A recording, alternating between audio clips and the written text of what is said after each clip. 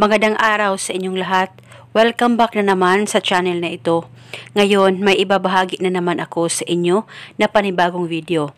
At kung bago lamang napadaan sa channel na ito, ay huwag niyo pong kalimutang mag-subscribe at pindutin ang notification bell para palagi kayong updated sa mga bago kong videos.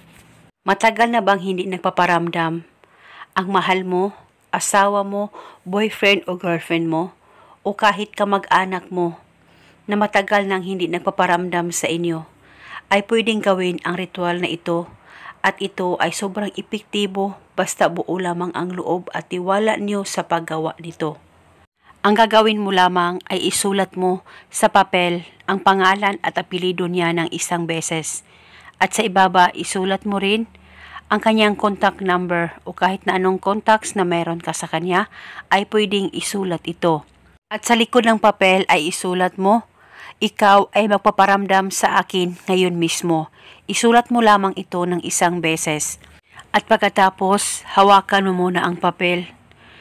Mag-focus at mag-concentrate ka. Ipikit ang mga mata mo, baka isipin mo ang target. At ibulong mo lamang ito sa isipan mo. Pangalan at apelyido. Ikaw ay magpaparamdam sa akin ngayon mismo. Ibulong ito ng paulit-ulit.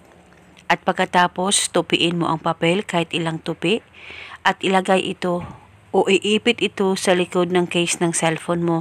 At kung wala namang case ang cellphone mo, ay pwede itong ilagay sa wallet mo o di kaya sa bulsa mo. At itago ito mga ilang araw. At kung nagpaparamdam na sa iyo ang taong mahal mo, kamag-anak mo, boyfriend o girlfriend mo, ay pwede mo nang ihinto ang ritual na ito.